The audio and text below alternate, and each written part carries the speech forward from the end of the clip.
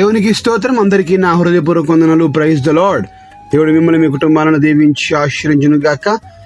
ఈరోజు దేవాదేవుడు మనందరి కొరకు అందిస్తున్న ఈ చక్కటి అద్భుతమైన వాక్య సందేశం కీర్తన గ్రంథము 81వ అధ్యాయం 16వ వచనం.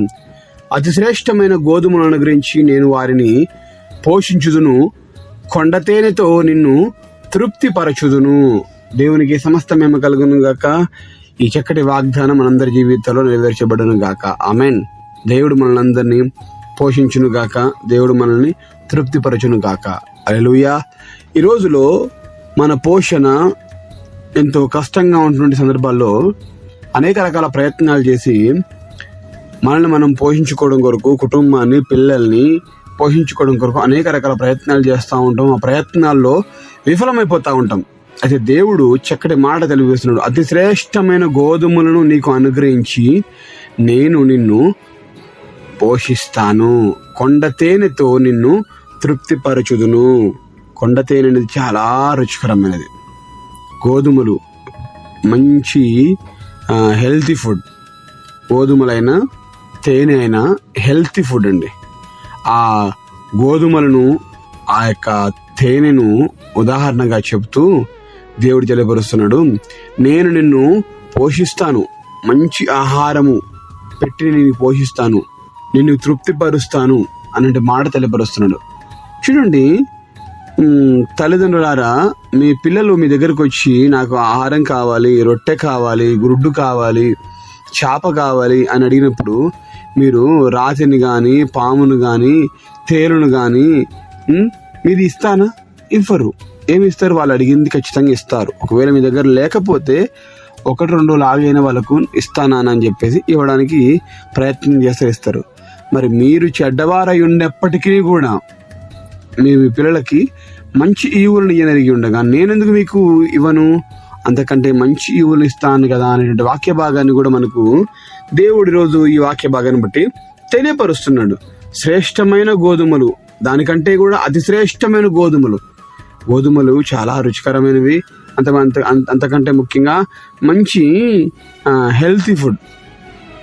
ఆహారము అన్నిట్లో కూడా ఈ గోధుమలు అనేది చాలా హెల్తీ ఫుడ్ అండి, ఆరోగ్యకరమైన ఆహారం. వాటిలో అతి శ్రేష్టమైన గోధుమలు దేవుడు అనుగ్రహిస్తాడట. దాని ద్వారా నేను పోషిస్తాను మాటిస్తున్నాడు. రోజు నువ్వు అనుకుంటుండవచ్చు, నా పోషణ ఏంటి, నా పిల్లల పరిస్థితి ఏంటి, నా కుటుంబ పరిస్థితి ఏంటి, నా బ్రతికేంటి అని కృంగి కృషించిపోయి నీరసించిపోయినట్లు పరిస్థితిలో ఉంటుండవచ్చు. ఏం తినాలి, ఏం వండుకోవాలి, ఎలా ఉండాలి? ఆహారం ఒకటే కాదండి. మనిషికి ఆహారంతో బ్రతుకుతాడా? కాదు. ఆహారము ఖచ్చితంగా మనిషికి ఉండాలి. దాంతో పాటుగా ఎంత ఆహారం ఉన్నప్పటికీ సమస్యలు ఉన్నప్పుడు మనం ఎలా బ్రతకగలుగుతాం, ఎలా జీవించగలుగుతాం? ప్రియదేవుని బిడ్డ, ఈరోజు ఆహారం కంటే నీ యొక్క సమస్యలన్నింటినీ కూడా దేవుడు తీసివేయడానికి సమర్థుడు.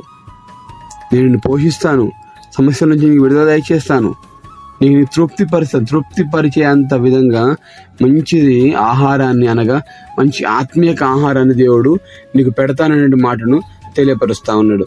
ఈరోజు ప్రియ దేవుని బిడ్డ, ఎంతమంది మనుషుల దగ్గరికి వెళ్ళి ఉండొచ్చు నా పోషణ కష్టంగా ఉంది అని, కానీ వారు కొద్ది రోజులు, 2 రోజులు, 3 రోజులు చూసుకోవచ్చు, కానీ తృప్తి పడేంతగా వారు మనకు పెట్టలేరు, చూసుకోలేరు.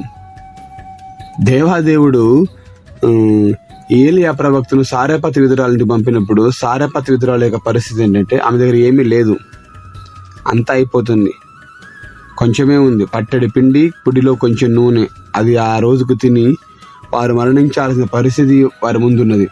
కానీ ప్రియ దేవుని బిడ్డలారా, ఎప్పుడైతే ఏలియా అక్కడ అడుగు పెట్టాడో ఆ కుటుంబము, ఆ విధవరాలు కుమారుడు, వారితో పాటుగా వారి కుటుంబీకులు, ఏలియా, వీరందరూ కూడా వర్షం పడేంత వరకు, కరువు పోయేంత వరకు కూడా వారు పోషించబడ్డారు. ఇది ఎక్కడి నుంచి వచ్చిందండి? దేవుడి ద్వారానే కదా. దేవుడు పోషిస్తే ఎవరు అంటే లేమిలో కూడా దేవుడు పోషిస్తాడు అనే మాట మనం స్పష్టంగా అర్థం చేసుకుందాం. అది కూడా మంచి ఆహారాన్ని పెడతానని మాట ఇస్తా ఉన్నాడు. ఇప్పుడు 5,000 మంది పురుషులు ఒకే చోట కూర్చున్నారు, వారితో పాటు స్త్రీలు, పిల్లలు కూడా ఉన్నారు. ఆ జన సమూహం 20,000 మంది సుమారుగా ఉంటుందని అంచనా. అంతమంది జనాలకు 5 రొట్టెలు 2 చేపల ఆహారం ఎలా సరిపోతుంది? దేవుని యొక్క అద్భుతం ఆత్కార్యం కాకపోతే వాటిని ఆశీర్వదించి బ్లెస్ చేసి దేవుడు అనేకులకు పెడతాడు. అక్కడ ఉన్నటువంటి సుమారుగా 20,000 సుమారు నుండి ప్రజలందరికీ ఆహారము పెట్టి పోషిస్తాడు. అదాంతరంగా తృప్తిని దయచేస్తాడు. చాలా మంది తృప్తిగా తినలేరు. ఆ తృప్తిని కూడా దయచేస్తాను దేవుడు మాటిస్తూ ఉన్నాడు. 12 గంపలు మిగిలే అంత ఆశీర్వాదం దేవుడు అక్కడ ఒక అద్భుతాన్ని చేశాడు, అద్భుతం సృష్టించాడు. ప్రియ దేవుని బిడ్డ, ఈరోజు నీ జీవితంలో ఎంత సంపాదించినా తృప్తి లేదు కావచ్చు, ఎంత తిన్నా తృప్తి లేదు కావచ్చు, ఎన్ని డబ్బులున్నా తృప్తి లేదు, ఏదన్నా తృప్తి లేదు, కానీ ఎంత మనకున్నా తృప్తి ఉండదు. కానీ దేవుడు మనకు తోడుగా ఉంటే మనకు తృప్తికరమైన జీవితం దేవుడు ఇస్తాడు. ఈరోజు నీ పరిస్థితి ఎలా ఉంది? నీ పరిస్థితి భిన్నంగా ఉండవచ్చు, నీ పరిస్థితి వ్యతిరేకంగా ఉండవచ్చు. తినే ఆహారాన్ని బట్టి తృప్తి లేదు, వేసుకునే వస్త్రాన్ని బట్టి తృప్తి లేదు, ఉన్న డబ్బును బట్టి తృప్తి లేదు. ఎటుపోయినా ఏది చూసినా తృప్తి లేని జీవితాలు జీవిస్తూ ఉంటారు చాలా మంది. ఈరోజు నీ జీవితంలో, నా జీవితంలో దేవుడు తృప్తినిస్తాను మాటిస్తా ఉన్నాడు. తృప్తిగా వారు భుజించగా 12 గంపలు మిగిలినట్లుగానే ఆ దేవుడు నిన్ను కూడా మిగిలేంత ఆశీర్వాదాన్ని, తృప్తికరమైన జీవితాన్ని దయచేయబోతున్నాడు. కనుక నీ కష్టము, నీ ఒంటరితనం, నీ బాధ ఏదైనా కూడా అవన్నీ మర్చిపో. ఈ వాగ్దానాన్ని ఎత్తిపట్టి ప్రార్థించు. నీ జీవితంలో దేవుడు అద్భుతం చేయను గాక. ప్రార్థన చేసుకుందాం. ప్రార్థన. మహాగణన వందనాలు, స్తోత్రములు. అతి శ్రేష్టమైన గోధుమలను ఇచ్చి, అదేవిధంగా కొండ తేనెను ఇచ్చి నిన్ను పోషించి తృప్తిపరుస్తాను మాటిస్తున్నాం. వందనాలు చేసినాం తండ్రి.